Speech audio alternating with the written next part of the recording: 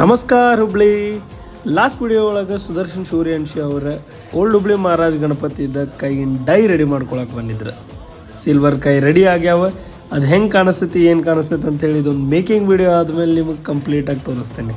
Video ನೋಡಿ work ಹೆಂಗೆ ಆಗೈತೆ ಅಂಥೇಳಿ ದಯಮಾಡಿ ಕಮೆಂಟ್ ಸೆಕ್ಷನ್ನಾಗ ತಿಳಿಸೋದು ಮರಿಬೇಡ್ರಿ.